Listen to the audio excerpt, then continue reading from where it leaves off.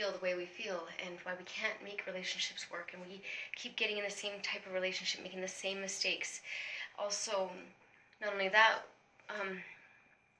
feelings, that's a hard word for us, How do you feel? Good or fine is usually all we know how to say. A lot of that is because we don't understand, right? So here are some of the symptoms. Fear is authority. Excessive amounts of guilt. Always feel guilty, even for things that aren't ours to feel guilty for. Will do anything to fix a relationship. Cannot let go of a relationship. Cannot. It's like an attachment love. It is attachment love. We become possessive. We have a fear of abandonment. We are children of abandonment and neglect. And we also offer a very unhealthy, dangerous type of love, which is passive aggressive, where we give a lot of love, a little love, none. And this is sort of manipulating. This is manipulation. We have a hard time either having fun or we have way too much fun. We are over-responsible with money or under-responsible with money. And this will make sense because the person that you've attracted into your life is either you're not an alcoholic and they are, and they spend way too much money, and you are always trying to save your pennies. When it comes to a heated moment of decor, we react. We are, we can't just rationalize with our thoughts and our feelings. We go straight for the reaction. And that is because it's the same thing that happened to us when we were children, right? When our parents were a little bit more intoxicated, we don't know how they would act. We were kind of like tiptoeing around their feelings. We had to act a certain way in order to make and please them.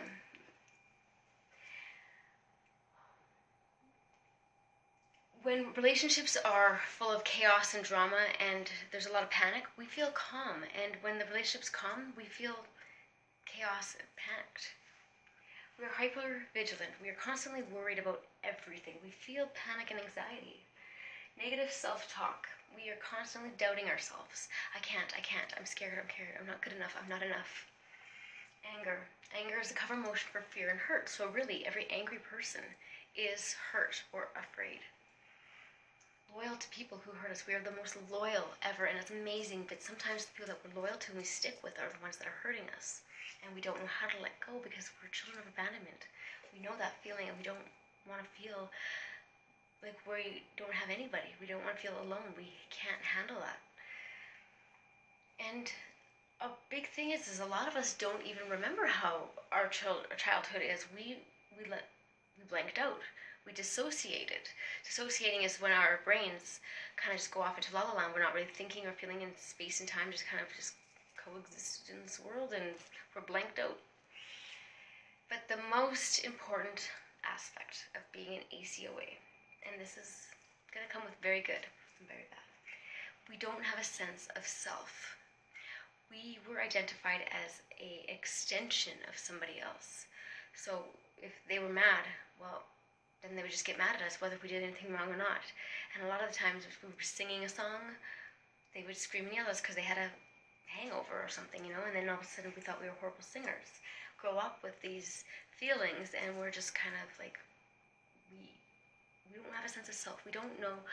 When we're born into this world, we have our very own thoughts and our very own feelings. We're never going to match them. We're always going to have these discussions and these heated arguments with people because we're trying to convince them and change their feelings and control their feelings. We can't do that. We can't control or change anyone's feelings. We can affect how somebody else feels, which I think is very important because it's our responsibility to affect with affection somebody else's feelings. But to absolutely take control and change over them, it's not possible. And this actually came to me as it was a huge surprise because I was telling somebody how I felt hurt, and they were like, well, can't change that. And I'm like, what? Pardon me? I can't change that, and walks away like he doesn't even care. Doesn't even try, does nothing. And I'm like, what does that mean? What does that mean? And for days I was like, what does that mean? Does that mean he just doesn't care? The truth is, we are responsible for these feelings and thoughts. Nobody can get inside of our brain and push a little trigger that says, feel angry, feel happy. But what they say affects us in a way where we choose to feel this. So where we think we can control or change other people's feelings and we're always trying to make somebody feel better, we really can't. This person has to know how to feel better on their own, and because we don't know how to feel our feelings, we don't know how to feel better. We are missing the thing that we are looking for the most. We are missing our validation. We need to know that our feelings matter. A child grows up, if my feelings are bad, I am bad. If my feelings don't matter, I don't matter. With these thoughts, we don't know that our feelings matter, and we're constantly seeking in the form of attention, rewards, good boy, attaboy, attagirl, good girl, and we never know that it's actually, we just want to know that we are entitled. Not that our feelings are right, but we have the right to have these feelings in our situation. So with that, nobody really listens, you know? It's about blame, shame, deny, compare, excuse people's feelings, offer help and fix them, when we help and fix somebody without them asking for help or to be fixed, we're just telling them who they are isn't good enough. And that hurts too, right? So I want everyone to really know that this is no one's fault. You are trying so hard to make this healthy home and this normal relationship and this healthy love, and it's just not working. It's not your fault, because how can you even picture what a healthy, normal love is if you've never seen it? What we do is we recreate our childhood self to find out why it is we didn't matter. So we have formed this attachment love. It's not an actual love, because the reality is we're doing everything to stay with somebody that probably isn't going to do the same for us. There's no compromise. Or the opposite, but usually the opposite doesn't watch these kind of videos. And can the relationship work? It has to be, we can't control somebody to make them care about this.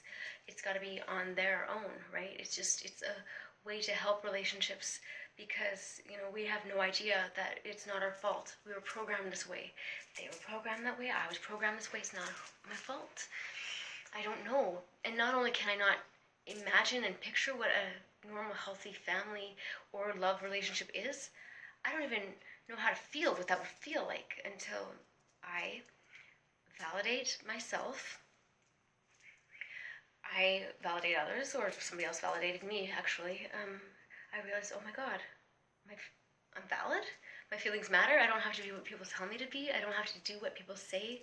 I don't have to think what people tell me to think. I can just think whatever I want, be whatever I want, not impress anybody. Don't have to worry about who I make happy. I can't make anybody happy. And that's really a good thing, you know. That's your very first moment with the Eckhart Tolle experience in the present moment. Or no, wait. This is validation. It's sort of like that. No, not really. I don't know. So, sense of self. Gotta find that reflection in the mirror. Gotta start doing that. And how you do that is you ask yourself, how do I feel? And, you know, I did this actually in because it's a lot to take in, right? I was sitting there, like, how do I feel about this person hurting me? How do I feel about when I was younger, not understanding all of this and not always thinking that I was stupid because I didn't get things in class that other kids got? How did I feel? Well, I felt kind of embarrassed and ashamed. Oh my God, I have feelings? Ashamed? Huh, feelings! And that's great, because we're entitled to these feelings, and that's what makes us human. And then we don't have to be looking for these compliments and rewards in the form of what we really want, validation. And listening is the key, you know, to listen with empathy is how we learn how to feel our emotions and feel better. And our emotions don't have to be so scary. Feelings don't have to be scary, because if you really are afraid of your feelings, I can offer you this. Actually, it's going to be very hypocritical. I can change your feelings if I wanted to. I could just put some lavender in the air or spray some cherry smell. Don't be afraid of your feelings, because at any time you just take a whiff or remember a childhood smell.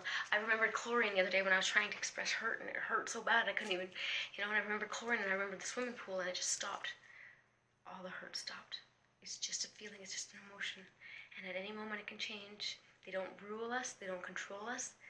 They're important, they matter, they should be listened to and validated.